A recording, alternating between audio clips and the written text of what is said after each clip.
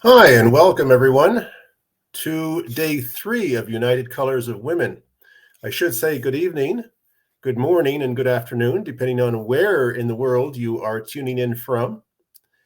Today, as I mentioned, is day 3 of United Colors of Women, an International Women's Day event. And today's installment is Walk the Talk, a candid conversation with women in leadership. This is a live streaming event. And today we have a lineup of high-profile women as guests on the panel, hosted by none other than our very own Swetha Raghuraman. So I'd like to introduce today's host. Over to you, Swetha. Hello, Marcus, and hello, everyone all over the world. A good day to you all. And I am Swetha Raghuraman, and I would like to welcome each one of you to our United Colors of Women segment number 3, which is our live talk show, where we'll be walking the talk. Yes, walk the talk, having candid conversations with some of the prolific women and more revered women in leadership, whom we are going to have as our guests tonight. They say that every little girl who has been called once in her life, well, so many times in her life, she should believe that she's not bossy. Rather, she has that leadership skill to lead the world, and she has that power to grab that maximum potential and reap maximum benefits out of the power that she has. So, without taking so much of your time, let me tell you all what tonight's going to be all about. We are going to talk about something important and something really relevant for the women today. Yes, it's about women in leadership. But we're not going to simply explore and ask questions on why, what, where, and how we can achieve the solution to the problem that we are facing. Instead, we're going to hear from these 4 women coming from different professional backgrounds and different endeavors that they have pursued in their lives, and coming from different communities, moreover. And fun fact, they have not met one another, and it's the first time we're going to see how this sisterhood is celebrated. And we are here to challenge this notion. We're going to break the bias on women not celebrating women's success. Women are here for women, by women, and always with women. So now it's my turn to introduce the first guest for the evening.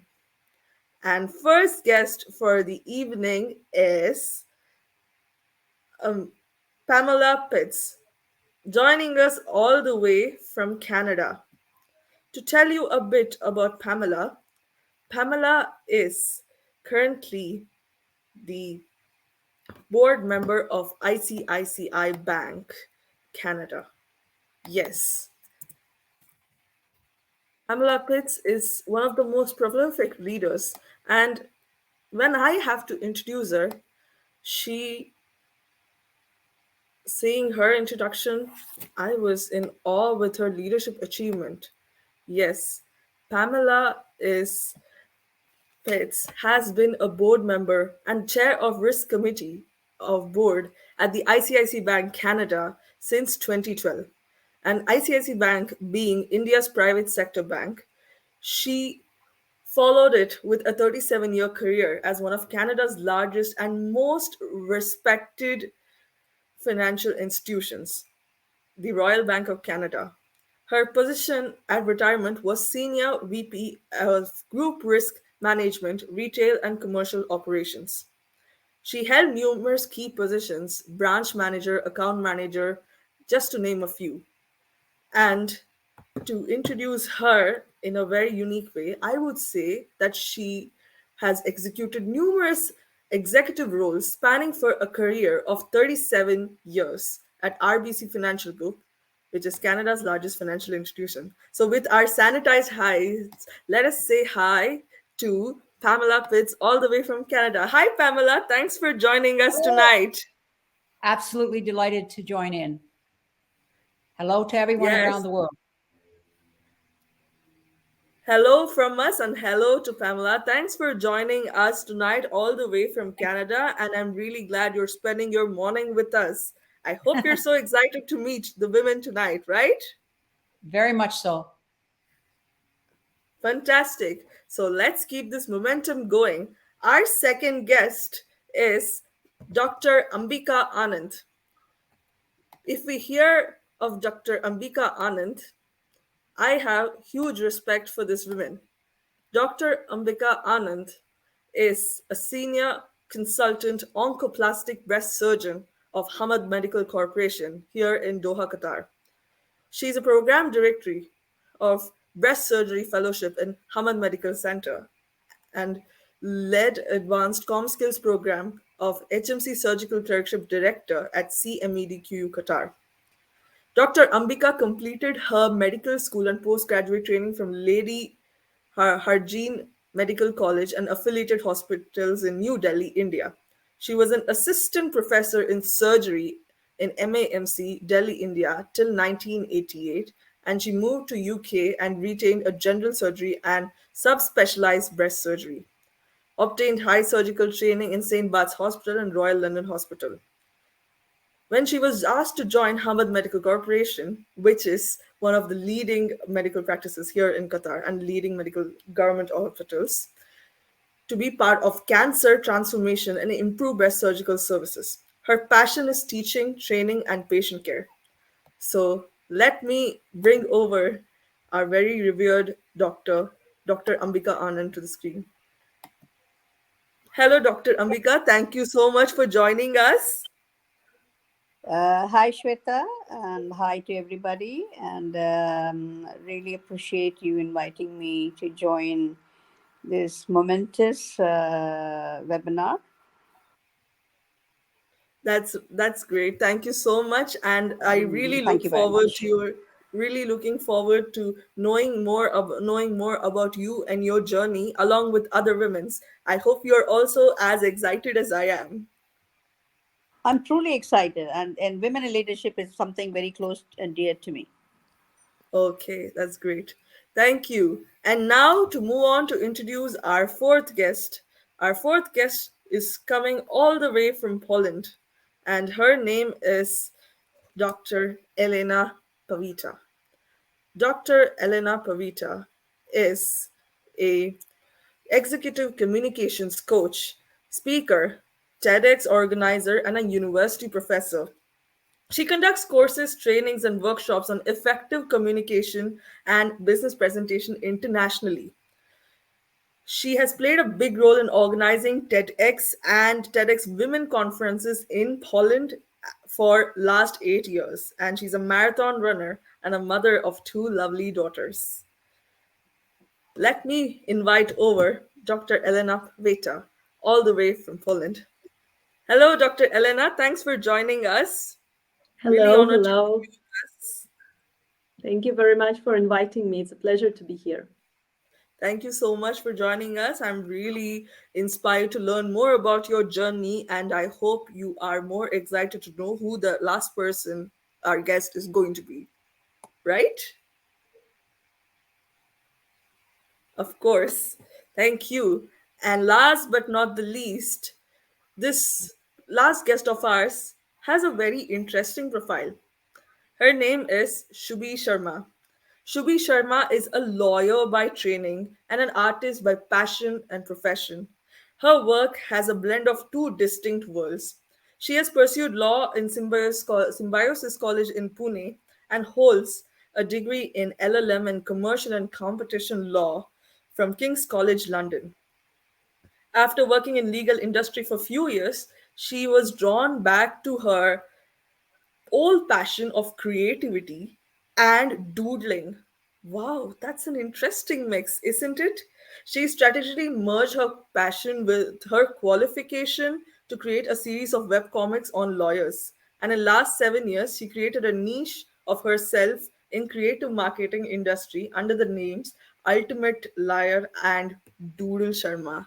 So let me invite over Shubhi Sharma onto the screen with us. Hi, Shubhi. Thanks for joining us. Hi, everybody. Just pardon my throat. Such a privilege to be around such accomplished women. That's great, Shubhi. And I am really much more privileged to learn from each one of you, and so does our viewers over here. We have a lot of viewers tonight, and let's get to know who they are. Starting from Santosh Kumar Pillai.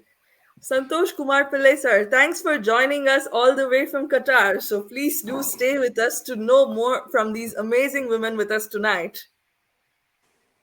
And our social media handle, Club Toasted. How can we forget to acknowledge this platform? And the Club Toasted is also saying hi to Dr. Ambika. Dr. Ambika, please say hi to them as well. Perfect. And then we have Nirmala Raghuraman. Nirmala Raghuraman, thanks for joining us. Please stay to the end of our show to know more from these women. And the president of Club Toasted, Deepthi Partners. Thank you so much, Deepthi, for organizing this on behalf of entire club, and please be there to support us and cheer on us along with other members of Club Toasted. And now, without taking so much time, let's head on to the deed, and let's go ahead and ask from our members what they think on their leadership journey, and let's learn and have some more candid conversation with each one of them. Now, my question, I want to know from each one of you, what does leadership actually mean to you?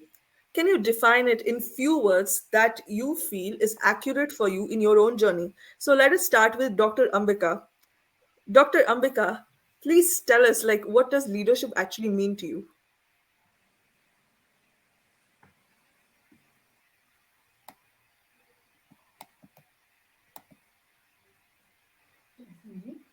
I'm so sorry. There was a lot of breaking up on the net. That's Did all you right. ask me? Was the question directed to me? Yes, the question is directed to you. So, leadership, what it meant when I was in my 20s is different from what it means to me when I'm 45 or when I'm 69. I'm going to be 70 next year. So, leadership in general, when you come to my stage in life it becomes somebody who is going to be able to get the best out of people in your team.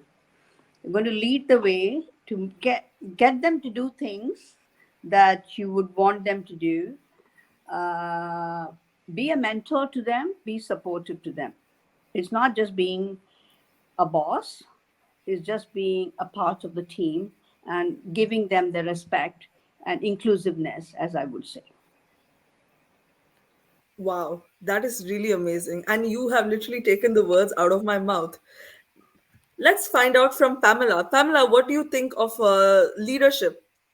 what's the first thing that comes in your mind, and how do you think, does it resonate with what Dr. Ambika is trying to tell? It absolutely does. In fact, I would say the same thing. You're going to catch up with me. I'm already 70. And what I think of leadership has evolved very much over my life too. But I could probably summarize it as this: acknowledging that unless you care, people don't care. You have to care for others to care. And that caring is everything from mentoring to giving them direction to supporting them both in work and family. And in terms of women in leadership, I just wanted to mention one thing. And I acknowledge that the audience is from a diverse range of cultures and backgrounds and at various stages of women working outside of the home and aspiring to be leaders. So I'll go from what my experience is, which is most North American. But I think the reason why it's so important that women in particular be in leadership is because generalizations maybe are not a good thing, but generally speaking, I think there's a body of work out there that says that men and women think differently when it comes to opportunities, challenges, and problem solving. And there's also a body of work out there that says that the best decisions are often decisions that have a diversity of thought. So if you put those two things together, it's so important that diversity be there from a women's perspective, and also to acknowledge the fact that after all, the market we're all serving, whether it's in the service industry, whether it's corporations, whether you're working in government, whatever you're doing, is a market that's about 50-50 between men and women. So you should reflect the market in which you should reflect the market that you serve. So I'm sorry for that long-winded, but in the end, it's if you care, they care. That is rightly said. Of course, yes. We no problem. You're allowed to say how much ever you want, and you have literally given us a full circle view on what it is in the reality. Let's just quickly move with Shubi. Shubi, how? What about you? What do you think of leadership? The first thing that pops in your mind. So to be very honest, I was very afraid of the term leadership because I could not see myself as being a leader.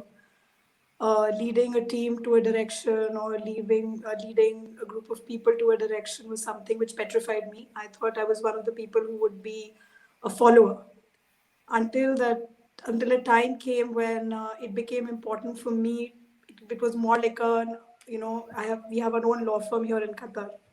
And then, when it comes to you, you realize that you've stepped into a shoe of a leader without even realizing that you're a leader. And because I was petrified of the term leadership and I didn't want to be a boss, I realized that I fit in being in the circle.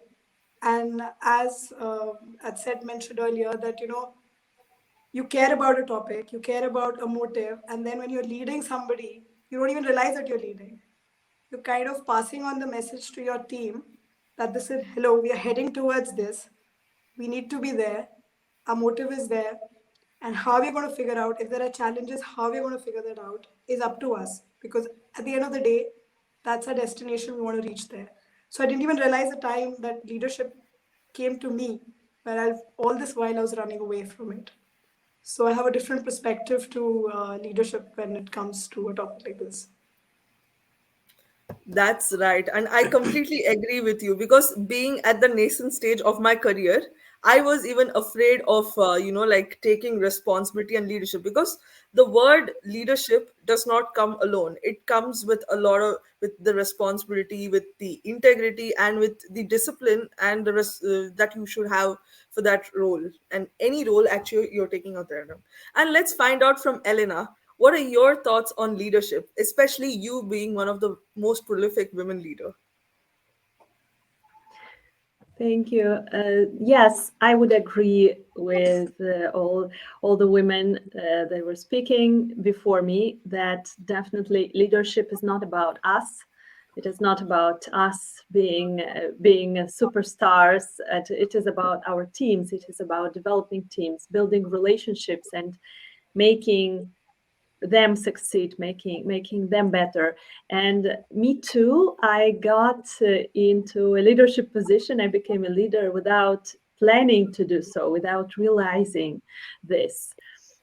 especially Toastmasters organization helped me in this a lot, because in the beginning, I joined to develop myself, to develop my skills, and then I started taking all those leadership positions step by step, and finally I found myself being a district director for a district in Europe, District 108, for 5 countries. And I was like, oh, this is not what I was what I was planning from the very beginning. But I felt what I learned the most is that leadership is about responsibility. It is about courage, taking this step and stepping up to lead the team. And also it is about huge responsibility, because when you are the leadership position, people are looking up to you, and you can see that people start listening to you. They start your words become kind of more important to them, and you yourself feeling this, you start to develop yourself, and you want to become a better person. You want to develop others, and I think that it works like a circle, that people start listening to us more, and we want to develop ourselves more. So leadership is definitely about courage, but also about huge responsibility for other people. That's very rightly said, Elena, and I can completely relate to you. Even if it does not have anything to do with the endeavor or the career that you're pursuing, leadership takes you to a different route that helps you to realize that maybe even if you're not meant for the things that you want, there are other things that makes you help you realize your potential as a leader and as an individual with the amount of power that you had. Very rightly said. Now, quickly moving on to the next part is where I will be candidly asking each one of you, where you can tell me from your experience and from your journey that one question or one of the things that I came across internet recently as I was trying to understand women in leadership was about this very thing about equality. Equality, of course, is a very big issue for women, especially the women who are pursuing different careers, working women. And it is not just limited to being in, like, business or in the management level position, but also in by various professions, be it being a doctor, be it being an actress, be it being a professor. Like, everywhere there's this issue of equality. And I would like to know from Pamela, I just want to know from you, how far are we in achieving this ideal equality in reality? This, does it like have to start and end with equality for resolving this gender problem that we are facing currently in this world? Well, I guess maybe I approach this again with the goodness of a life of being in the business world, and with an evolution in my own views of things. So, and also with an understanding, again, that we have a very diverse audience, and acceptability and those kinds of things varies across the world. But in my experience, I'd have to take a month to explain to you all the little things along the way that might suggest there was no equality. But as I was evolving, so was the world around evolving me. Men were accepting in greater degrees, and as different stages around the world. And I thought about this last night, and I thought I could give you a million examples of little problems along the way, and sometimes bigger problems. And I kind of divided my life into 3 categories. One is early midlife and where I am today. In my early days, I was extremely naive. Even if I was receiving prejudices, I didn't know. I was just happy to work, make money, do the best I could. As I moved into the middle part of my life, I started recognizing some of these stumbling blocks along the way. Maybe some men were feeling a little intimidated, whatever the case was. And I was subject to different types of harassments and so on. But, I just kept keeping my eye on the prize, which was just being the best that I could be. And today, as a mature woman who's kind of been through this life cycle, I would say I'd like to share kind of what I've learned from all of it. And that is, no matter what you do in life, there will never be pure equality. I don't even know how to define exactly what equality is. The thing I believe you have to do is keep your eye on the prize. And don't get too distracted. Don't get into the mode of, I need to change all men, let's say, because I'm a woman. Just keep moving forward, and keep fighting for the prize. And as I did that, I found there's more and more men that have come on board. Many of them mentored me, and I am blessed to this day. And I didn't get caught up in the defensive. I kept on the offensive. It might not work for everybody. We're all in different environments. I remember one other little story I'll tell you. Kind of in my midlife, there was a lot of women's activities, and I don't mind sharing things like this, but all of a sudden in the bank I was at, they put together a group of women, and they had these conferences all the time, and they kept asking me to come to the conference. And one of the conferences one time was, we want to bring all these women together. A sea of 500 women were there to discuss how women should be more assertive in a men's world. I didn't go, because in my humble view, the best way to learn how to be assertive in the men's world is get in the men's world. Even with all of its warts, even with all of its challenges, keep your eye on the focus and drive through, because over time, more and more were there for me, and I just kept moving. I don't know if all that makes sense. There's such limited time here. I could go in many, many details and stories along the way, good, bad, or indifferent. But if there's any lesson I learned, is keep your eye on the prize and take out all this extraneous stuff. I know that sounds a little bit elementary, because sometimes you're totally blocked. You can still zigzag. Anyways, that's my thought. Absolutely. Definitely. That was a very interesting perspective from you, Pamela. And yes, I mean, of course, like when we think of equality, and we have a specific thing that we want to achieve.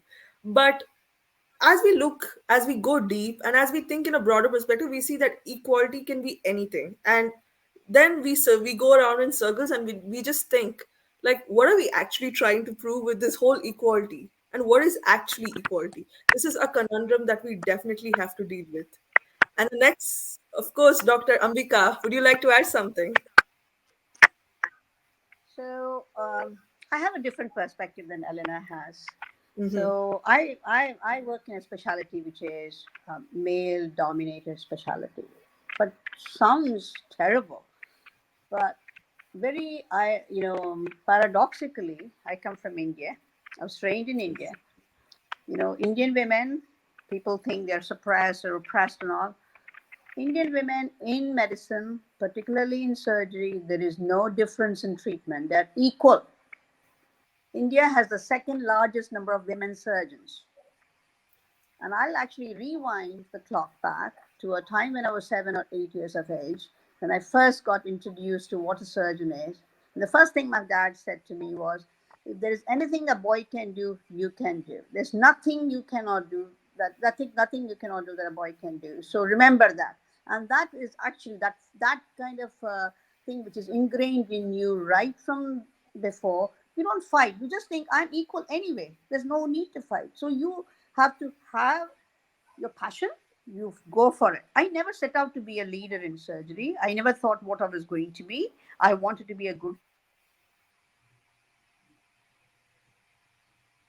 surgeon, and that's about all. And everything felt surgery, managing about maybe 80 male surgeons when I was the last job I did in UK. I had my mentors, starting from all the women who have been prime ministers in different parts of the world, and they have led all the men. And it was not something I never thought about it, that I have to be hump the table or be aggressive, be assertive. But one thing about the misogyny that exists, both misogyny from women themselves, other women will put you down, And then the men will put you down. If a woman is assertive and actually says, they'll say, oh, she's aggressive. Whereas a man is assertive, they'll say, oh, what great leadership qualities you have. Okay. So that kind of a thing is so ingrained. Unless that changes for the future, it will be difficult. And when I went from India to UK, I was shocked. There were very few women in surgery. So one of my neurosurgical trainer, the very first job I went to, and he was a Cambridge trained surgeon, extremely racist, sexist. And he said to me after a weekend that I was on call, and he told his secretary that please convey my compliments to Ambika. I asked her to come and meet me first thing in the morning because we had to show him all the CT scans of patients that were admitted. And then he said to me, I heard that you've got 2 children, and this was just barely 1 month into my arriving in UK, and you were planning to do your exams. How are you going to do? Why don't you come to my office, and I want to talk to you. And I used to be, all the short hair that you see. I had long hair, typical Indian, I used to have wear Indian clothes. So I said, Mr. Brockles, can I bring my cup of coffee and come and sit with you? And after we discussed about the patients, he said to me, Sandra tells me you've got these 2 children. How do you manage? Because you're on call every other day. I said, I paid nannies to look after my children. I live across the hospital. And I said, Mr. Brockles, but I cannot understand one thing. How come there are not many women in surgery in UK? And he said, oh, we don't encourage women in surgery because, managing both work and the family is very difficult. So I said, does it mean that you people actually tell the medical students right from the beginning not to go into surgery? He says, yes, they're actively discouraged to go into surgery. And then the equality diversity thing came, and the Royal College of Surgeons decided, oh, we should encourage women in surgery. And you push women in surgery who are not keen to do in surgery, and then obviously they want to have families and there are issues, and they'll say, oh, we should never have women in surgery. So the whole thing has to be rewound. The whole concept has to change very earlier on in life, of the family, the society, the college, the medical school, everywhere, to say there's no difference. You can do everything you want to. And I had mentors in Indian medical school who were orthopedic surgeons, women. Orthopedics these days is all power drill, Black and Decker, they'll relate to you. Those days, these women used to use hammers to do work on surgery. And they were not very big women. They went on a boat to England many years ago to go and get their FRCS training. Kudos to those women. Okay, so I had mentors like that who actually made me believe that I can do it. I can be in surgery, that nothing can stop me. Okay, the challenge that I had was a different challenge. When you decide to have family, and then that is where the problem happens. It's not about me being in surgery. My partner who is to be with me has to be also equally supportive of work life. And that is day-to-day work. So I never had 24 hours in a day. I had to have 72 hours in a day. And then when you have that passion to work, everything will fall into place. I have never felt discriminated in India, but I felt discriminated in UK. Do you know that? And I think women in surgery in the Arabic world, particularly the Arab girls, hats off them. They have another level of challenge that they have to face with families themselves. They don't want them to go abroad to study. They don't want to do on calls and so many issues. But these challenges will come. There are always problems will happen, but you have to be prepared to face it. I don't fight for equality. I'm already equal and better than them. Anyway, I don't think in any kind of meetings or any activity, and if you set that kind of an example to the younger generation of women, they will walk into it. And I have a lot of women trainees, and they actually say to me, you're a fantastic role model. They're a fantastic role model. And you don't have to become in a man's specialty. You don't have to become manly to be. You can be very feminine. You can be very, fashionable and still be successful. You don't have to thump the table to be equal. That is my journey.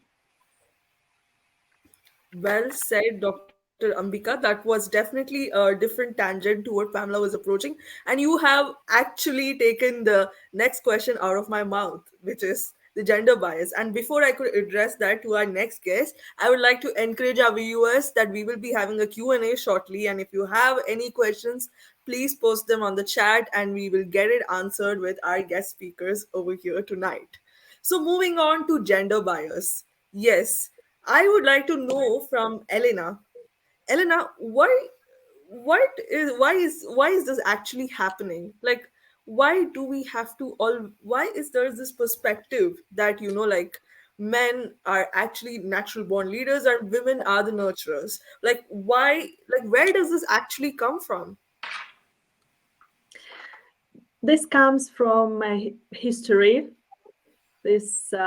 Some time ago it was like that women were taking care of the house and children, and men were working. So definitely this is still somewhere there. We still remember it. It was not so long ago that it changed, and those biases come from there, but also they come from our inner confidence, I would say. So I would say that equality, it is created on two levels. So one level is our inner confidence and our inner self-confidence, how we feel about ourselves. And here we had those wonderful perspectives of strong women leaders from Pam and from Dr. Ambika. We see that those women, they really feel that they are leaders, they are confident, and this is amazing. Those role models are amazing. And then there is the other perspective, right? That the other perspective is how we are perceived, and this gender bias that you mentioned. Not everyone feels so comfortable about themselves. Not everyone wants others to feel that confident about themselves. And I think that we need to work on this problem on those two levels. So first level is working on inner self-confidence of women, with working with young women and telling them exactly as Dr. Ambika said, that telling them, yes, you can do anything. Yes, you can. You're capable of anything. There are a lot of gender biases. They say that women are not good in IT, for example, but it was proven scientifically that women are very good in IT, and in some way women are even better in math and in physics. So we need to change this perspective by working with women.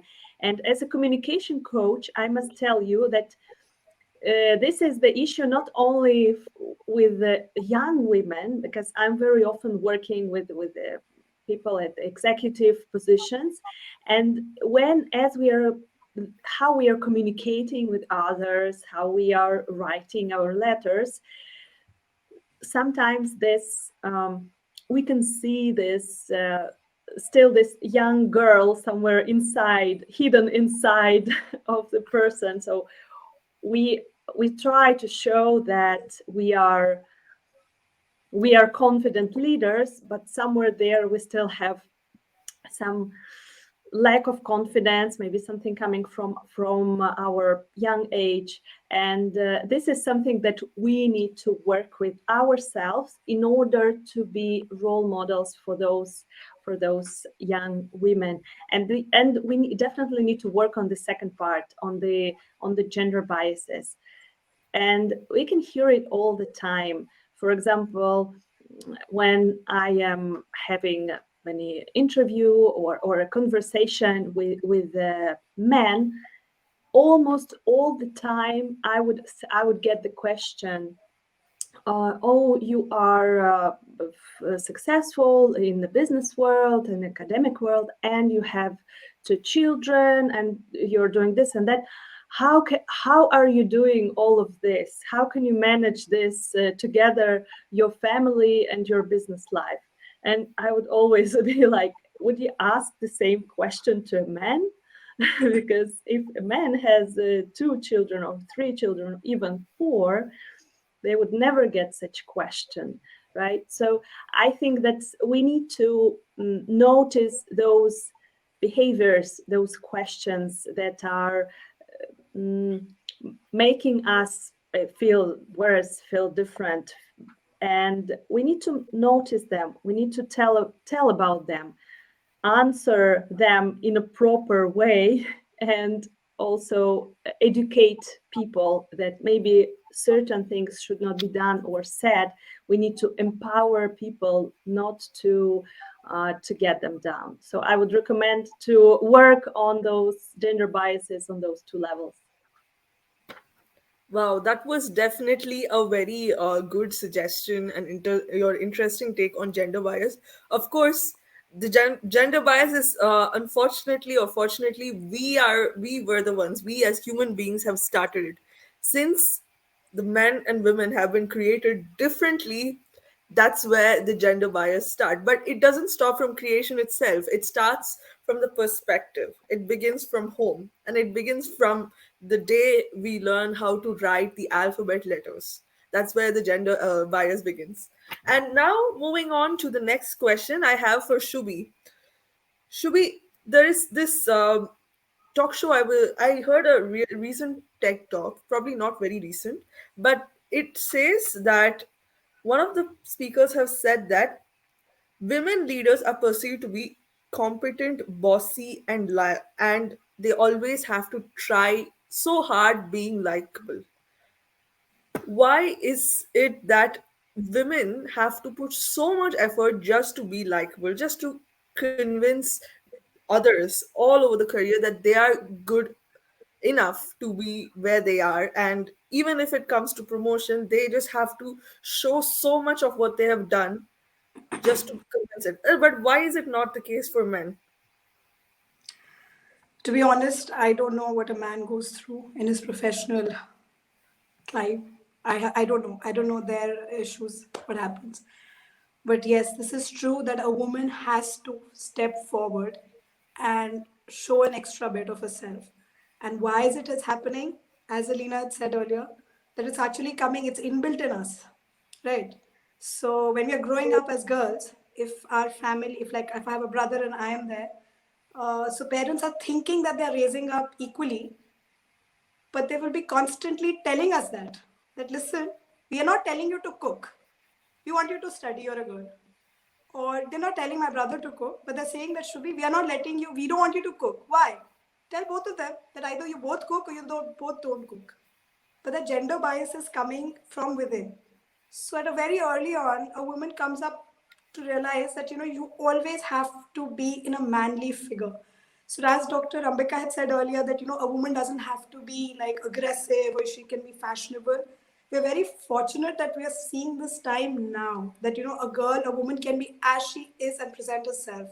But say 10 years earlier, I had seen that no, women had to change themselves. They had to make sure that their voice is a certain kind, they're talking in a certain way, they're putting up a certain aggression to be heard. I'll give you an example. When I had to interview young lawyers, and I did it without even realizing, when I had to interview young lawyers, if they were a man, I would not ask them this question. But if they're a woman, I would ask them like, "Are you planning to get married?" How does it make a difference now? I think. But I had to ask that question because I'd be like, oh, if she gets married, she'll be moving into another city, or probably she'll stop working. If she was newly married and did not have kids, my question would be, are you planning to have kids? I was wrong. I'm a woman. I have been through that, and without realizing, I'm inculcating the same gender bias into the society myself. So it's so ingrained in us that it's very difficult to break. But the good bit is that, yes, we are breaking. I'm mother of two daughters. I traveled back to India, and I was constantly told that, you will raise your girls like boys now because, you are of a certain kind.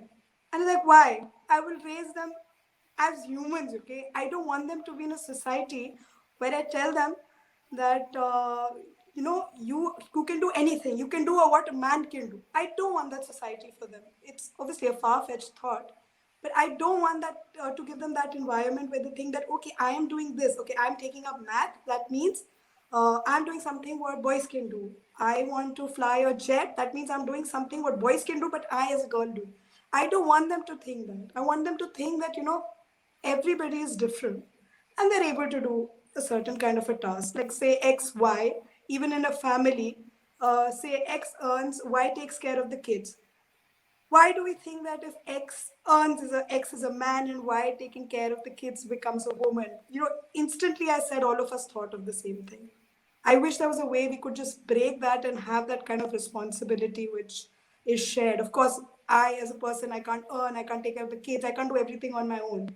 But sharing should come into play where gender kind of takes a back seat. I really hope that by the time my daughters grow up, they're very young right now, at least this comes into play of a certain kind. That was well put, Shrubi, and definitely the change begins with us. Like we need to be the one who should be, bringing in the change to the next generation. And as rightly pointed out by Shrubi herself. And now next is we are going to go completely candid now, and I want each one of you, yes, each one of you, to tell me, like, if there has been a point in your life throughout your career or throughout your endeavors, being a women leader yourself, a leader to all and a leader to yourself, that you ever regretted going through a certain experience, and you ever wished that you could have done things differently in your journey? Let's hear from Elena.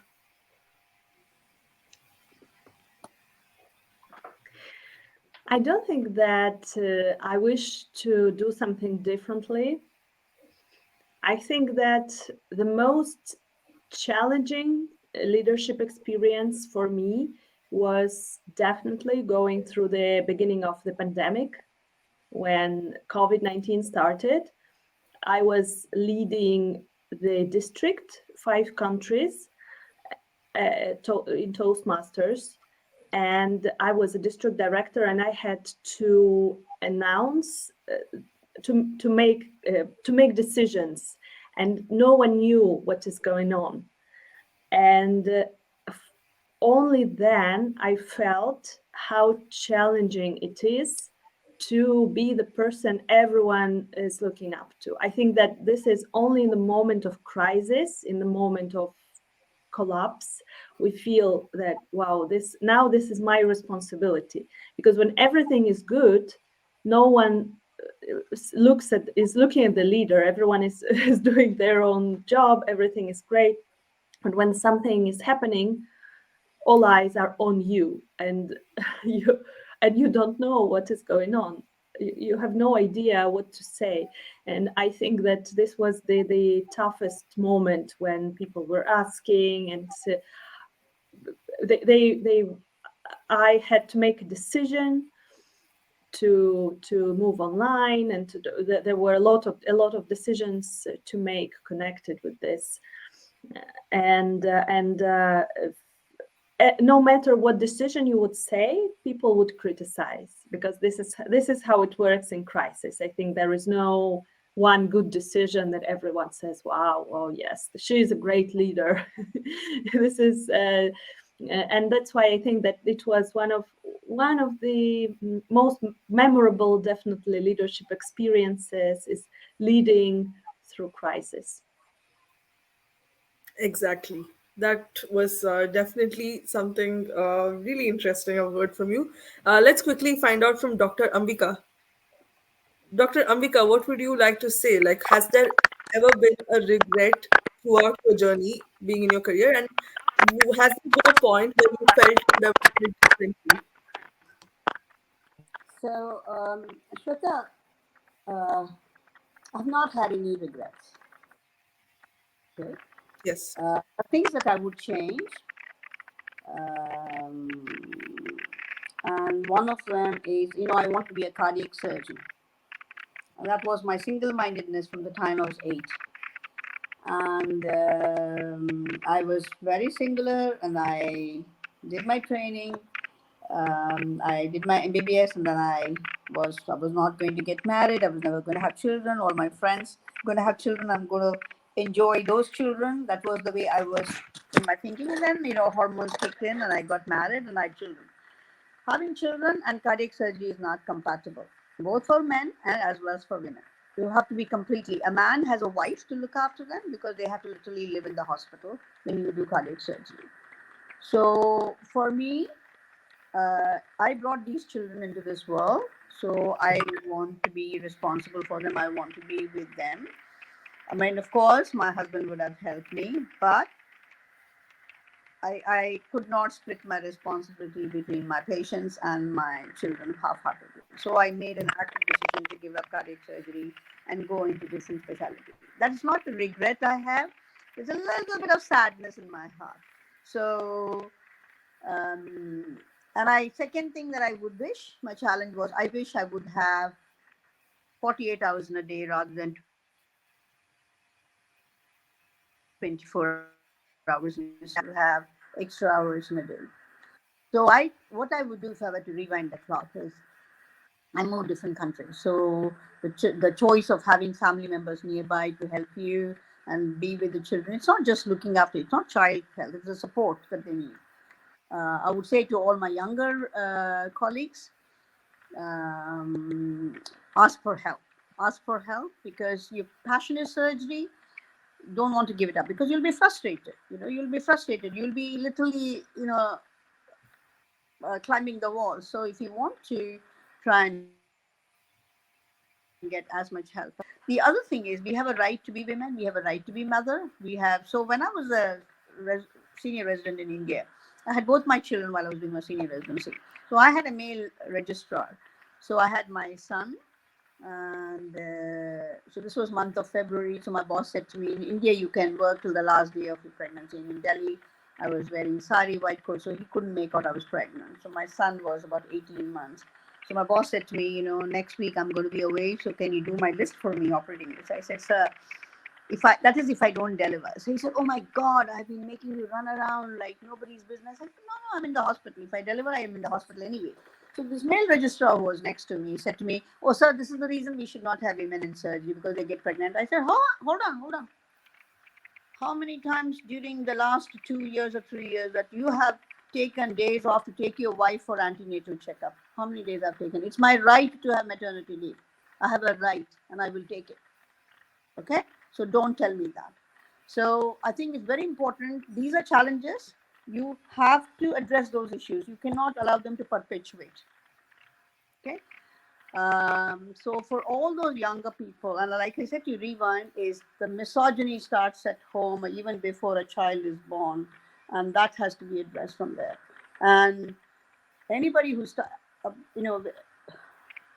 misogyny happens here in this part of the world. It's shocking.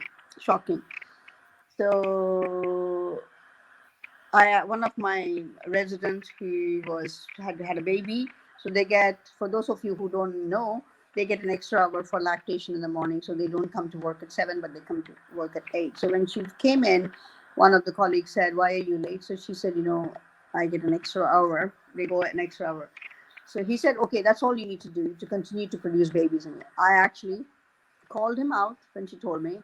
I said, this is the last time we have said. Women have to support each other. Okay. I said, this is the last time we have ever said this to you. The next time you say, who's going to tell HR? It's going to be me who's going to tell HR. So I will inform HR. And I'm already telling you, I'm not a whistleblower. I will inform the HR. So I think those are issues which are challenges, have to be addressed right in the beginning, right? Nip it in the bud. You can support. But women should, and the other thing is, only you alone, like my father used to say, only you alone decide whether you want to pursue something or not pursue. Don't allow others to make a decision for you. Only you should be empowered to make that decision for you. Don't let people push you. And that's true for every girl. I hear, particularly, in India and this part of the world, women study medicine, surgery, science, math, left, right, and center. There's no discrimination. But you see in the Western world, some of the rich family members, girls are told, you don't need to do science. STEM, the women in STEM is so less. Now they're trying to perpetuate and get more women in surgery. It's shocking to see a progressive world which does not encourage women in this specialty because they're meant for only men. No. And that is why women need to support women. The women ourselves are responsible for putting other women down. That's very rightly put, Dr. Ambika, and you were definitely very candid on the experiences that you've experienced throughout your life and your career. Let's move on to Pamela. Pamela, I would like to re-ask you this question again. Like, has there been any point in your career where you regretted a certain choice and you felt that you could have done things differently, then it would have made it better? Like, has there been a point?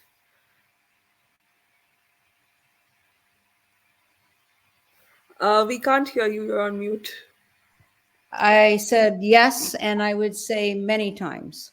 But, regrets, it's a matter of magnitude. Again, I think because I'm late, I'm kind of in the wind down stage of my career, I suppose. Um, just as I've evolved, so has the world around me evolved. And when I look back on things now, I look at it differently than maybe Alina, who I can tell is kind of in age wise, is kind of in the middle of her career, probably.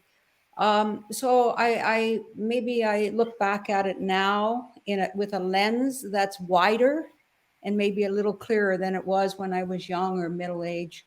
Many challenges came along the way. Yes, there are regrets. No big regrets in terms of where I ended up. I'm a mother of two and a grandmother of five, and there's nothing more important to me than being a grandmother. And I've always taken the view that it's not my career that's helped my family be successful. It's my family that's helped my career be successful.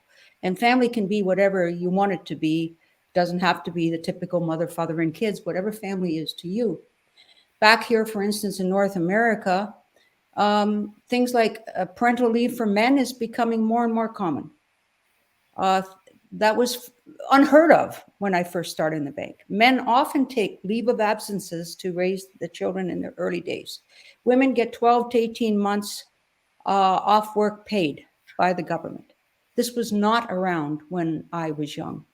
So I realize people listening in are at various stages. So to answer your question, yes, there's many times where I took a position with an employee or with my own life where in hindsight, I have to look at it and say, you know what, I could have done a better job.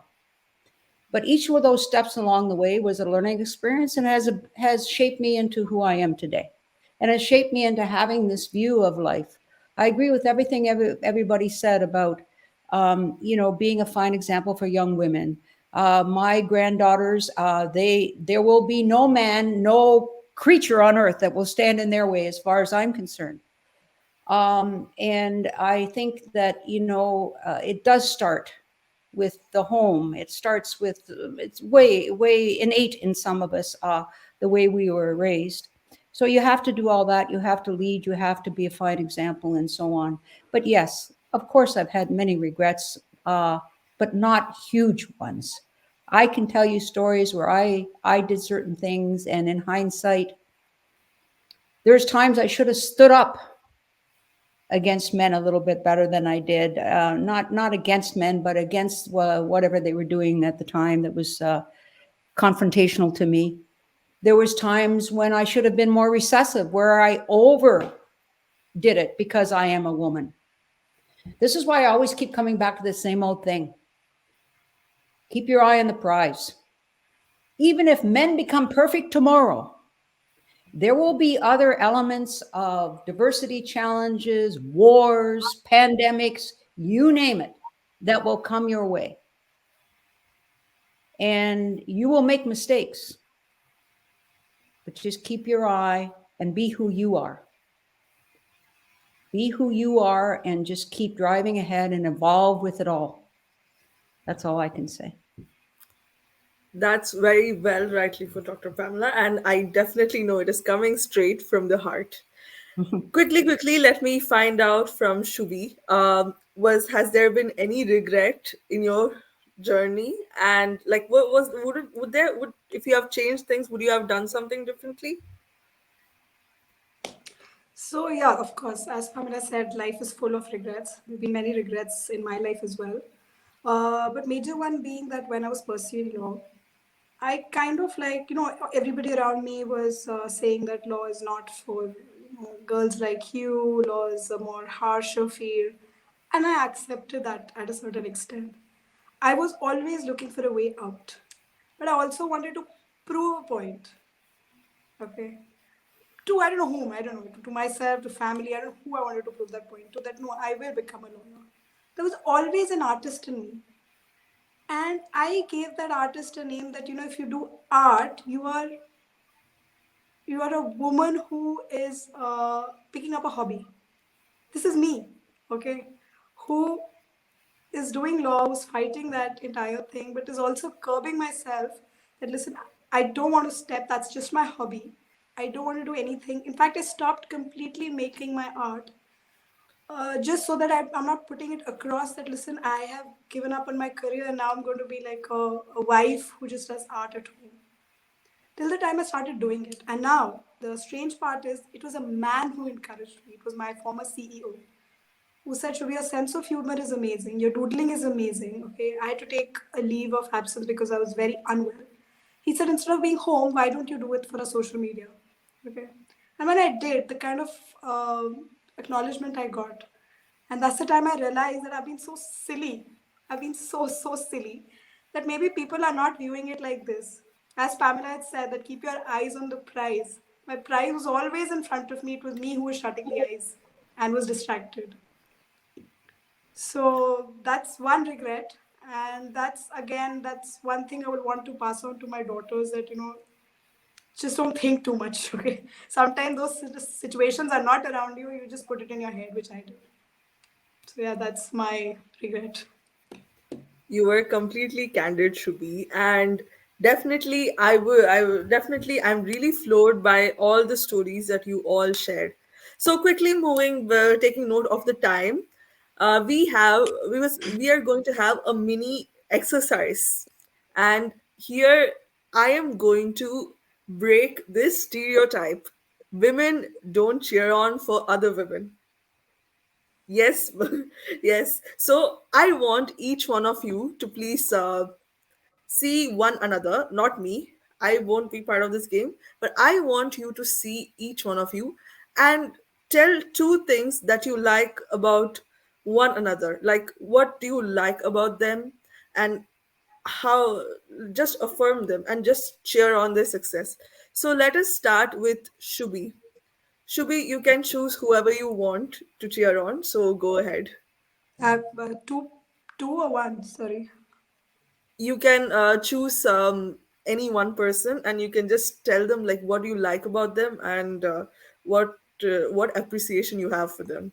So of course, like all four of you, in fact, are commendable. But it's been a learning session for me, especially coming from Pamela. There were so many words that she said, just like I have actually written in bold. Keep your eyes on the prize. I just noted that down.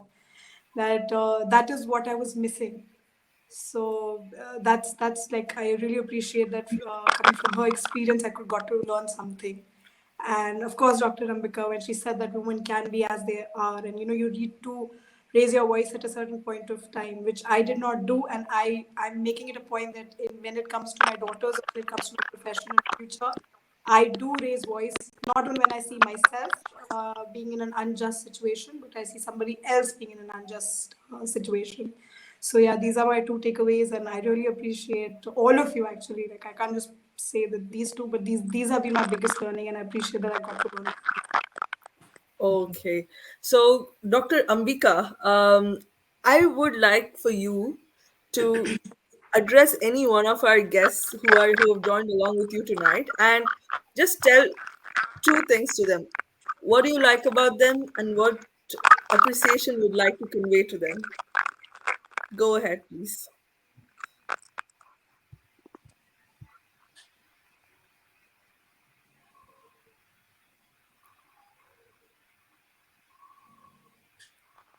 Shweta, I'm having Dr. issues. Ambika. I can't hear you properly. Okay, we'll come back to you. So meanwhile, Pamela. Mhm. Yes, well, this is a really toss-up. I've really enjoyed Alina and Subi, which is cheating by naming two, but I tell you why. Again, it relates to where I am in life and in my career. I look at two young women here who have really inspired me with their genuine sharing of some of the challenges they had, and I can relate to them. Maybe a particularly different situation at the time, but similar situations that I had, and I can really relate to them. And I think one of the important things for women is to be honest with themselves and with each other. And I think the two of them have done that here today. They've talked about their vulnerabilities. They've talked about their strengths. To me, that is a self-analysis, an inward kind of achievement of maturity, and a characteristic that is really powerful in leaders, that they can self-analyze, they can see their strengths and weaknesses, they're confident enough in themselves to share them with others, and they can learn from them. So I've been inspired by that because it makes me really feel that this next generation of women that are following me, you know, are sort of going down a path that will have all kinds of bumps along the road, but they're reassessing themselves and they're reassessing the world around them. And I just think that's fantastic. So congratulations to both you. If you were here in Canada, I'd be looking to have you on my team. So there you go. Wow, marvelous. Moving on to Elena. Your turn.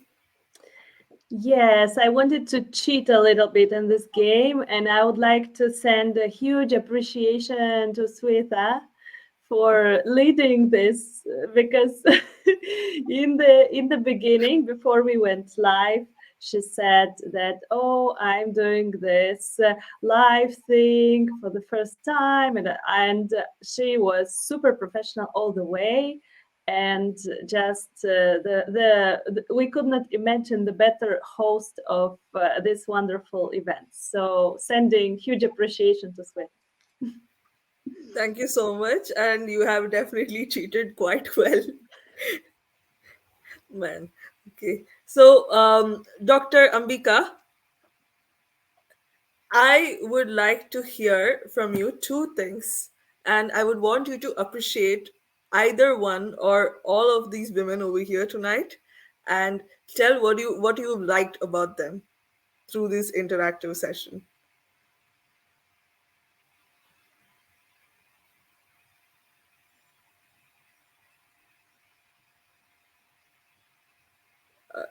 Dr. Ambika, we can't hear you.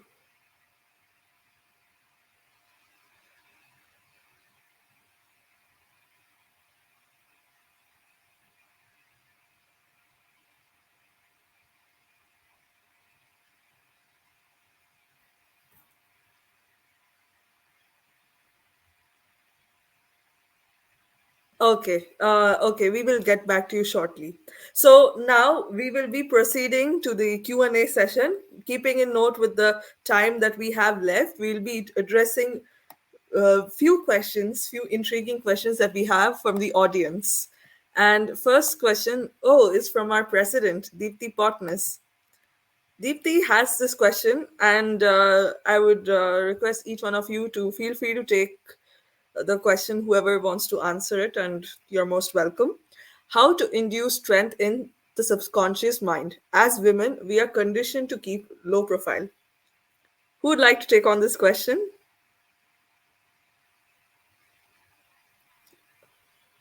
I see. Pamela, go ahead. Yeah. I don't know if that's a general statement. In my life, I'll just tell you a quick story. I believe a lot of times leaders, all women, all people, have leadership capabilities.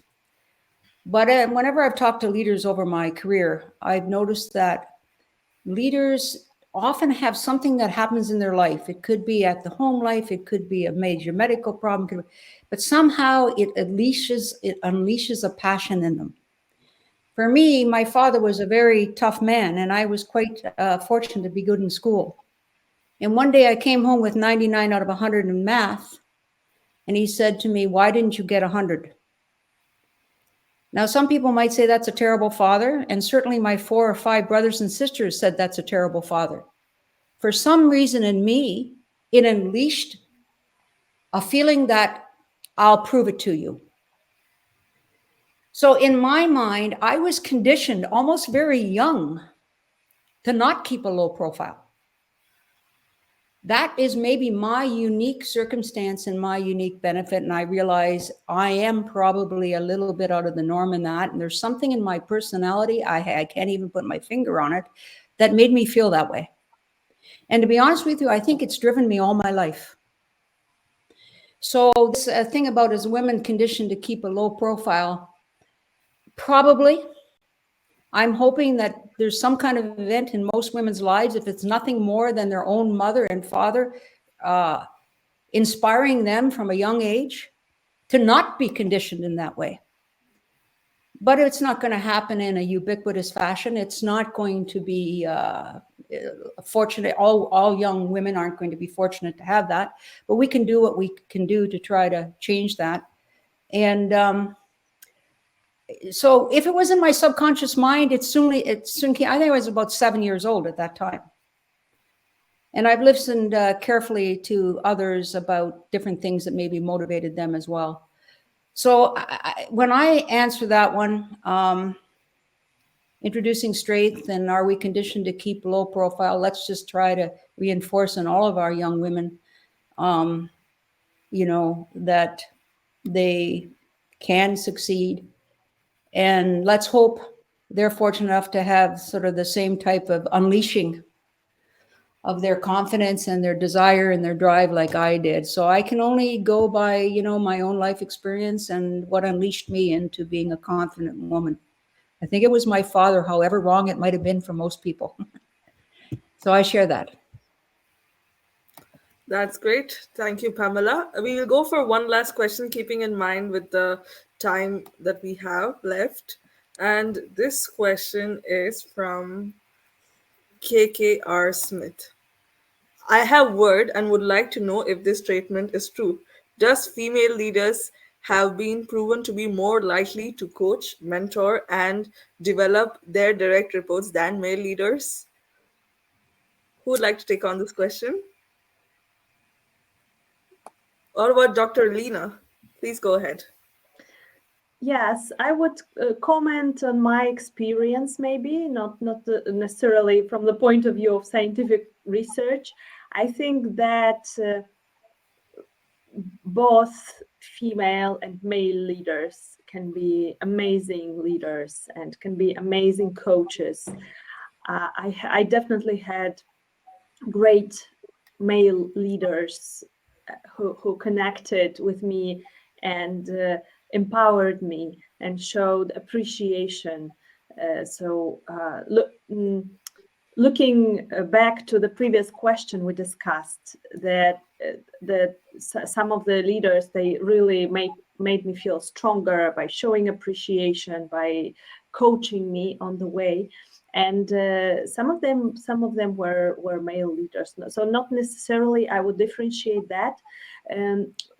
I think that maybe the reason for this statement is that women are they're more empathetic, they are more emotional, and they can connect on the emotional level better than men. But I would not mix it with the leadership skills, definitely, because there is so much more to only being empathetic. There is listening skills and showing appreciation and mentoring and coaching and many, many more aspects. So I would say that definitely both men and women can be amazing leaders. That was really interesting, Dr. Pamela. And with this, we conclude a Q&A session. I'd like to thank the audience for showering us with your questions. However, due to time constraints, we were able to answer a few of them. And now we are coming to the close of the meeting. So before I conclude, I would like to hear from each one of you in just one sentence, a message that you would like to leave for the future women leaders out there and for every girl whose eyes are shining with glimmer of hope to hear from you. Let's start with Dr. Elena. I would say be courageous and don't be afraid to take responsibility. Thank you, Dr. Elena. Let's move on to Dr. Ambika. Hope it's fine from your end.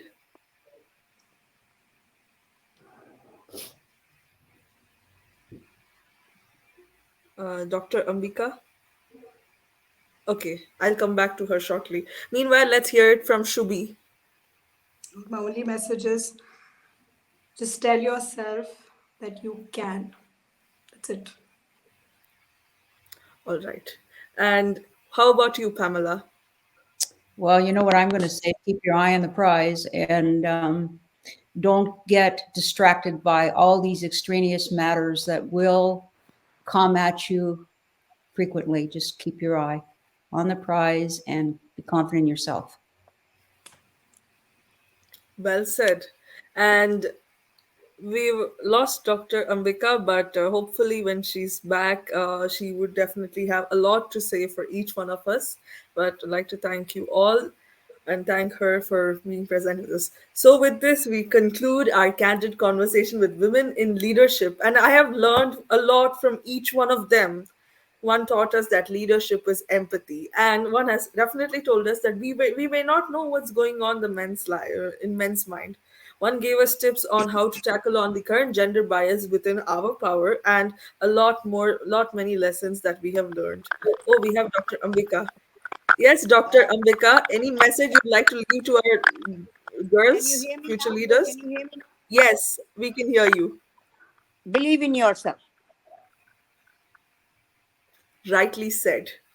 So so once again, thank you all wonderful women out here for joining us all the way from wherever you are, from Canada, from Poland, and even here in Qatar, and even spending your lovely weekend with us here in Club Toasted live on Facebook. And I'd like to thank the audience for being here and cheering us for that, and you and with this, I would like to acknowledge a few audience present with us over here tonight. We have Ram Ramon.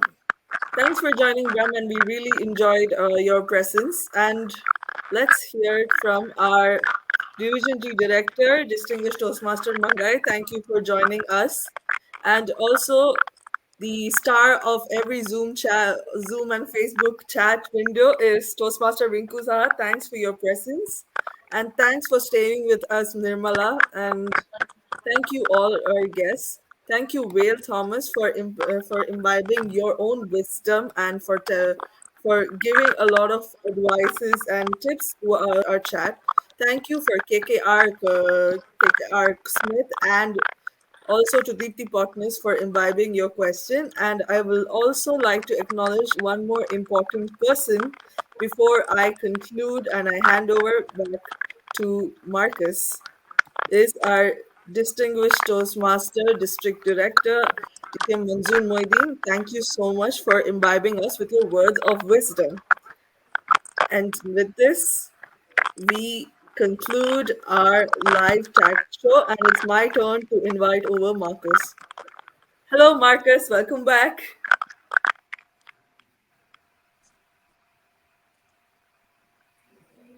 You're on mute, Marcus. Apologies, I'm off mute now. Hopefully, can you hear me now, Swetha? Yes. Oh, perfect. Yeah, I was going to say thank you for joining us today at Walk the Talk, our live talk show at the United Women of Color, an International Women's Day event hosted by none other than Toastmaster Swetha Raghuraman. I also want to thank our guests, Pamela Pitts, Dr. Ambika Anand, Dr. Elena Poveta, and Shubi Sharma. We have gleaned lots from their contribution at today's event, and I was writing a few takeaways, which I'd like to say to you all here. Stepping up to lead the team is a responsibility. Leadership is about opportunity, challenges, problem solving, self-sacrifice, and discipline. And women need to break the limits. Family makes a career successful. And I think, most of all, keep your eye on the prize. I want to say, be sure to join us on March the 7th, 2022 for a signature analysis workshop that's coming up, and we will be advertising for that. Until then, keep yourselves well, have a wonderful day, and thank you once again for joining us. It's been an absolute pleasure with the guests, the chats, and with our host, Swetha. So, without further ado, I'd like to say bye and have yourself a very, very wonderful day. Bye, Goodbye. God everyone. bless. Thank you. Thank you, everyone. And thank you to all our viewers. We are ending our broadcast now. Have a great evening, great day, and great night wherever you are. Goodbye. Bye bye.